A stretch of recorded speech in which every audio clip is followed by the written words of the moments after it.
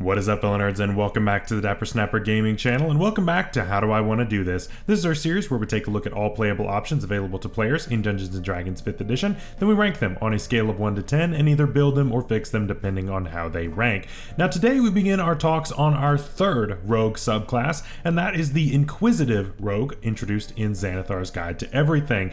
This is your Sherlock Holmes, your sleuth, your problem and crime solver, and it's a really interesting way of doing the rogue.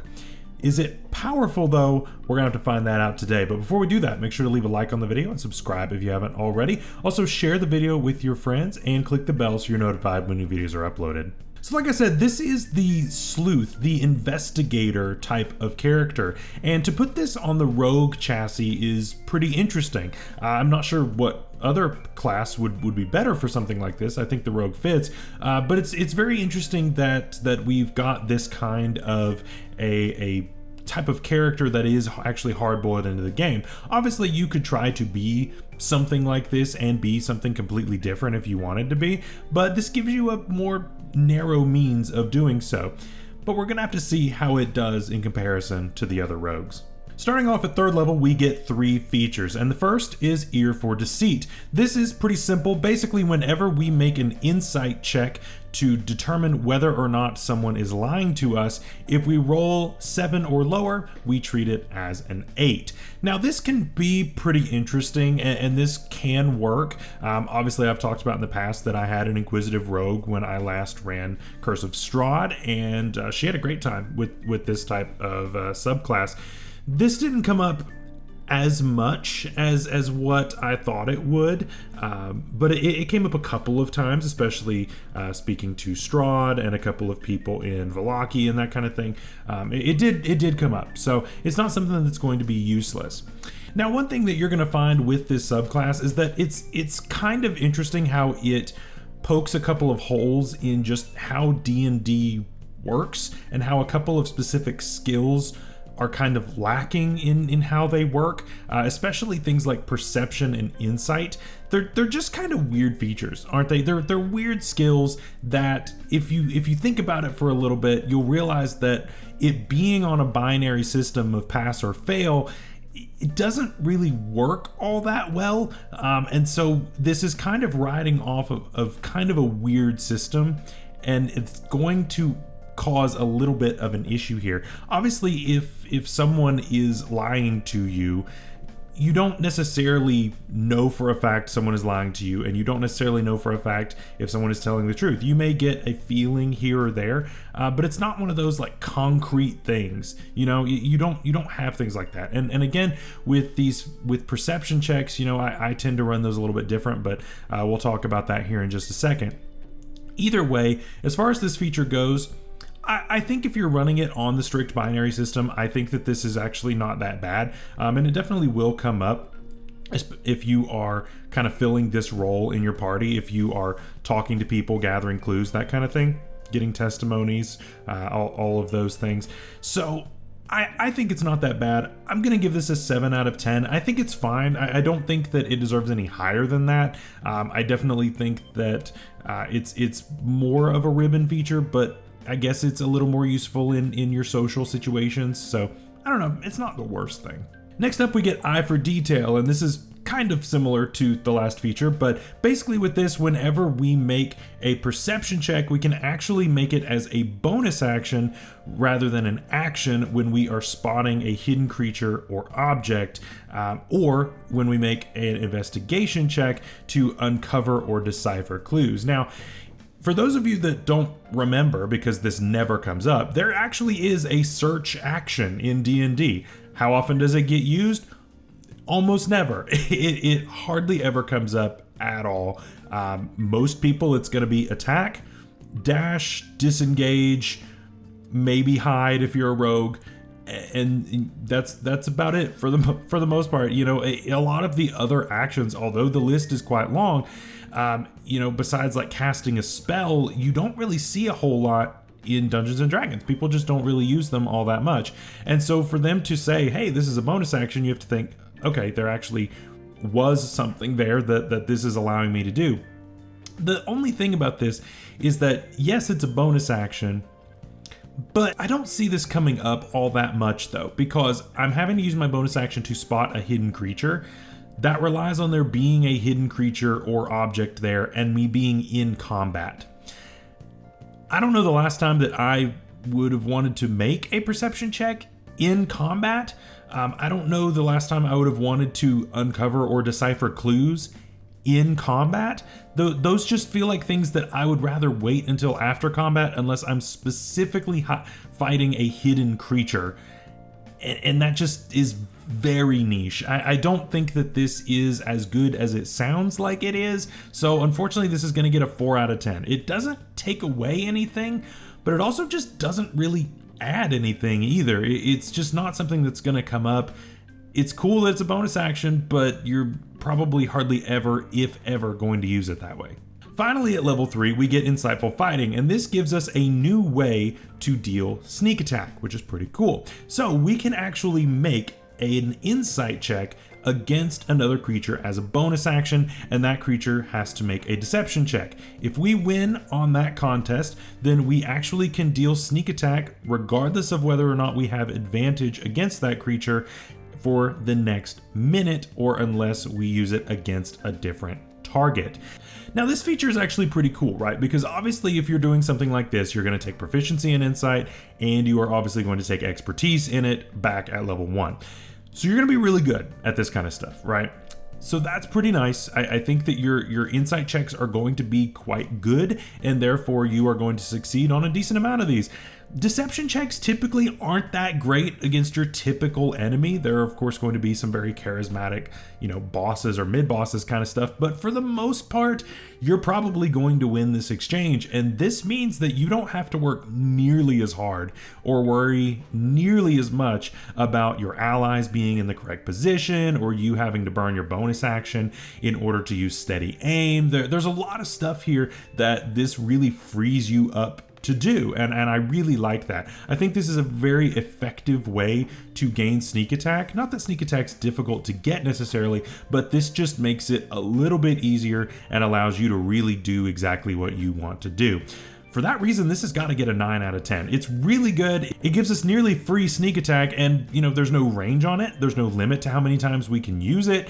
We can just only have one active at a time. It lasts for a minute, and if it runs out, we do it again. So we just kind of throw this out willy-nilly whenever we want to, and that's pretty nice. At level 9, we get Steady Eye, and this again goes back to the perception checks that we were talking about a little bit earlier. So as long as we do not move more than half our speed, then we actually can gain advantage on any perception or investigation checks that we make on the same turn.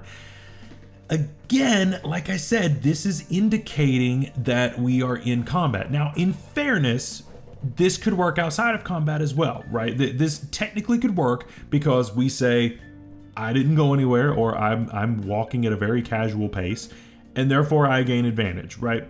So you could use this outside of combat. The wording indicates that it's to be used in combat. Again, I don't think you'll ever use it in combat. I don't see it. I really don't see it. The search action is just so rare that I don't think that it's something that we need to focus on. I don't think it's something that I'm really worried about. And again, like talking about how perception and investigation works, at least how I run it at the table, I don't like it being a yes, you see it, no, you don't. I really would rather you describe exactly what you are doing, because this leads to kind of a metagamey and not healthy way of playing the game, at least the way that I see this, because all this is going to do is every time that this character walks into a room, the character is going to say, I want to perceive the room, I want to investigate the room. And then either you do it or you don't. I don't like that. I personally think that that's not a great way to play. I would rather you say, I walk in and I am looking at every book on this bookshelf to see if there's a hidden key inside, to see if one of them opens a secret passage. I want to be very specific in what it is that I'm looking at. That makes the game feel a lot more alive than I walk in room, did I see anything? No, I walk to the next room, do I see anything? I think that takes away from the game. I think it leads to not great conduct at the table. I don't know. And that's just me, you know, as far as how the rules go, you can obviously play it that way, but I don't think that a lot of tables want to do that because it's not a fun way to play. But that's just me. That's my opinion on it. I don't really like how that works, but it is what it is. As far as how this interacts with the main game, if you're running a super strict system like this and you are on the pass-fail type system and somebody wants to abuse that, then by all means, this is a pretty good feature, right? You're gonna see pretty much everything that you need to see in any given room if it works like that. So this is really gonna work depending on how your DM runs this, because I know that a lot of DMs run it like what I do. I know that I'm not alone in this feeling, so this one will vary based on how your DM runs it. If you're running it kind of rules as written in the boring way, as I'll say, I'd say that this is probably an 8 out of 10. If you're running it like what I am, it's probably more in the 6 to 7 range. I don't think that it's as good as what it's coming off as. So, I think it's just kind of meh. At level 13, we get Unerring Eye, and this allows us to be able to catch people being maybe not exactly who they seem on the surface. So what does it do? With this, whenever we are, in the presence of somebody who is not quite in the correct form, whether it be by illusion, shape change, or some other kind of magic, maybe it's disguised self, alter self, that kind of thing, then we actually can sense that effect is going on right here, as long as we are not blinded or deafened. The fact that we can't be deafened is kind of weird, but oh well. It does have a 30-foot range, but it also doesn't tell us exactly what is wrong. It just says that something is going on. And so we can use this feature a number of times equal to our wisdom modifier, and of course we get them all back at the end of a long rest. Now, a couple things I have with this is that, one, this is a feature that you have to use. It's not always on. With something like this, I would have imagined if you get within 30 feet of somebody, then you just know, right? I don't necessarily like the fact that I have to say, is that person a shape changer? Is that person acting different? Is that person disguised? And I don't know. I think that that's a little specific, and I would love to just have this kind of aura, this radar around us for players or characters that are just not quite what they seem. I think that having to use a resource for this is kind of strange. I mean, it's fine, I guess, but again, I don't know how often this is going to come up. This is 13th level, right? A lot of this kind of tricking you and this kind of thing is probably long gone. So why not just give us true sight here? Why not just give us the ability to see through all of that at all times? Regardless, it doesn't matter. I don't see why True Sight would be broken on a rogue, especially on this subclass.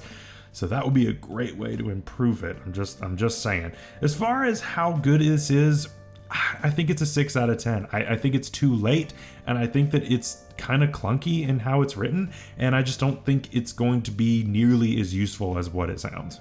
Finally, level 17, we get Eye for Weakness, and this gives us one last little boost to our damage. So with this, whenever we have a creature affected by our Insightful Fighting feature, then our sneak attack against that creature deals an additional 3d6. So this will take us up to a potential 13d6 sneak attack damage, which is pretty wild once we get a couple more levels under our belts, which is a lot of damage. That is an absolute ton of damage, which is pretty cool. I really like this, just extra damage. And again, we talked about how easy Insightful Fighting really is to get and how it sticks for a minute. It's not something that you run out of uses for. It's great. It's great. So this obviously is even greater. And I think that this also falls into a 9 out of 10. I think it's really strong, helps our damage to go even crazier at really high level. And I think it's appropriate for a 17th level feature. So what do we think of the Inquisitive Rogue? This one's a little all over the place for me, and I'll tell you why. I think that the biggest issue is that it relies on two skills that ultimately have a lot of variance in how they're run at the tables. Like I said before, I think that I run the table similar to what a lot of people do, in that I ask you to describe what it is you are doing when you are looking at something, right? Are you opening a book on the desk? Are you opening a drawer? Are you searching a bookcase? Are you looking through a box? What is it that you are actually doing? And if you are telling me where that is, I may not even make you roll for it, right? If you're looking for a piece of paper and it's in a box and you say, I look in that box, why would I make you roll a check, right? And so there are plenty of times where I think that the check could just be completely avoided and these features that are affected by this not come up at all, right? The biggest time when this is going to work out is if you are in a game where you can walk into a room and say, I perceive the room, roll a perception check. Oh, you didn't move half your speed, you roll with advantage. Do I see anything? No. Walk into the next room, same thing. And then you just repeat, collect all the stuff along the way. I think that's a boring way to play, and so I don't run my games that way. I know that a lot of other people don't run their games that way. But again, this kind of relies on your DM and how your DM just chooses to run this specific feature.